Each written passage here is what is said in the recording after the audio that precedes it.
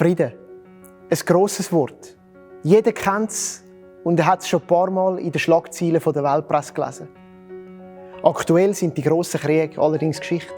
Natürlich gibt es vergessene Krisen. Aber die liegen nicht besonders in unserem Fokus. Unser Fokus ist jetzt. Weihnachten 2020.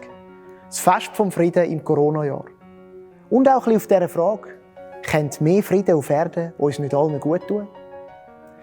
In diesen Kurzimpuls laden wir dich ein, um einen Schritt weiter zu denken und dir zu überlegen, was dieser Frieden mit deinem Leben könnte zu tun haben. Das hebräische Wort für Frieden ist Shalom. Es hat eine viel umfassendere Bedeutung als unser deutsches Wort Frieden. Es steht nicht nur für die Abwesenheit von Konflikt, sondern für einen Zustand vom Wohlbefinden.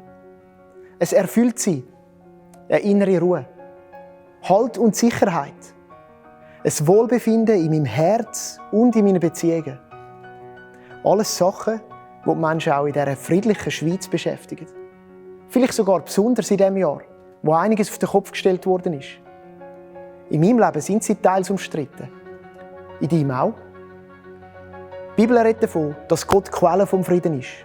Und Weihnachten heisst das Fest vom Frieden, weil Jesus Frieden in die Welt gebracht hat. In den Alltag. In deine und meine Realität. Was, wenn der Frieden auch im Jahr 2020 noch zu finden ist? Würde er dir gut tun? Wo könntest du ihn besonders brauchen?